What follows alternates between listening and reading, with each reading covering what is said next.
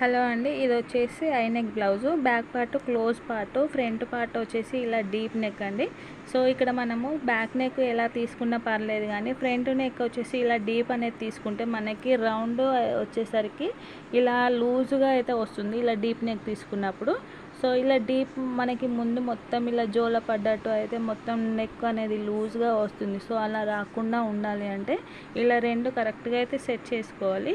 మనం ఇలా సెట్ చేసుకొని ఇక్కడ నెక్ రౌండ్ తిరిగే దగ్గర, అంటే స్టార్టింగ్ పాయింట్ అనేది ఉంటుంది కదా, ఈ స్టార్టింగ్ దగ్గర ఒక హాఫ్ ఇంచ్ ఇక్కడ నేను స్కేల్ ఎలా పెట్టానో అలా క్రాస్గా అయితే మనము మార్కింగ్ చేసుకొని కటింగ్ అయితే చేసుకోవాలండి. సో ఇలా కింద మాత్రము స్ట్రేట్గానే ఉంటుంది, పైన మాత్రమే ఇలా క్రాస్గా అయితే ఉంటుంది. సో ఇలా క్రాస్గా కటింగ్ అనేది చేసుకోవడం వల్ల మనకి ఇక్కడ నెక్ రౌండ్ అనేది తగ్గిపోతుంది. బ్లౌజ్ స్టిచ్చింగ్ చేసుకున్న తర్వాత కూడా మనకు రౌండ్ అనేది తగ్గి లూజ్ అనేది రాకుండా కరెక్ట్ ఫిట్టింగ్ అయితే వస్తుంది. ఇలా నార్మల్ బ్లౌజ్కి